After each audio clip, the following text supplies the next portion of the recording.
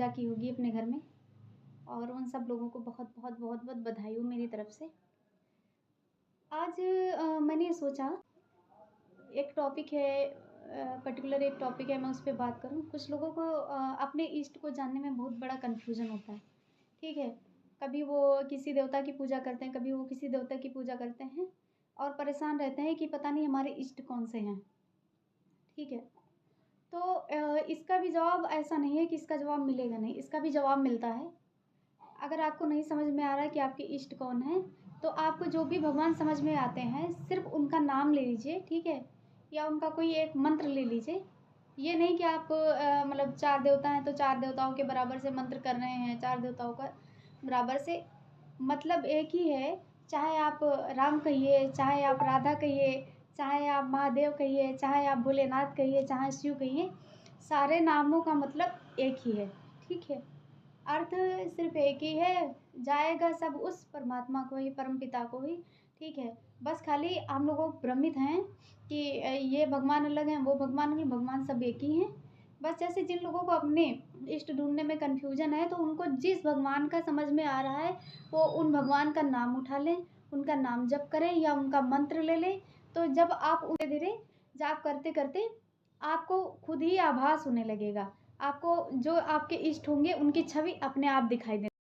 तो मैं बात करना चाहूँगी 2.5 से 3 साल में मुझे जो भी अनुभव हुआ है, मैं उस अनुभव से आप लोगों से ये बात करना चाहती हूँ कि आप क्या करिए कि जैसे आपको अपने इष्ट के बारे में नहीं पता, तो आप एक मंत्र ले लीजिए या किसी देवता का नाम ले लीजिए, जो भी देवता आपको समझ में आते हैं उनका नाम ले लीजिए।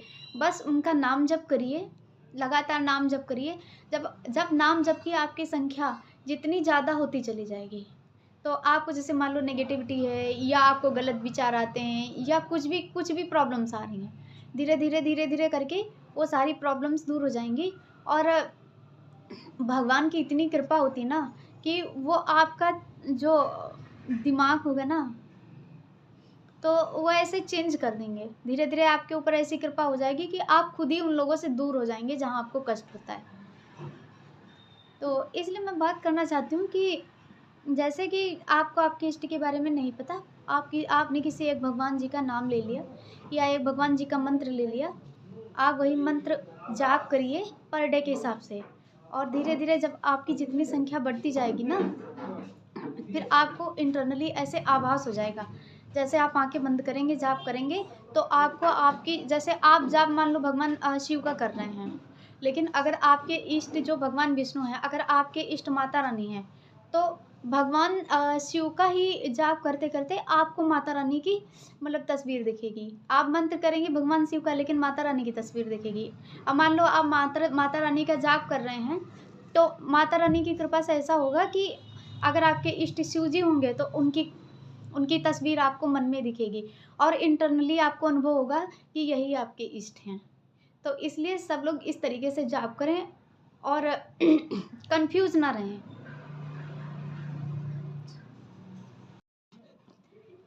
गिरते हुए जब भी मैंने तेरा नाम लिया है, गिरने न दिया तूने मुझे थाम लिया है, गिरने न दिया तूने मुझे थाम लिया है।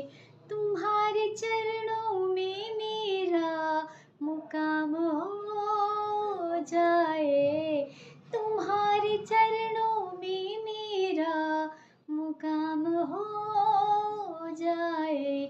जुबां पे राधा राधा राधा नाम हो जाए, जुबां पे राधा राधा राधा नाम हो जाए।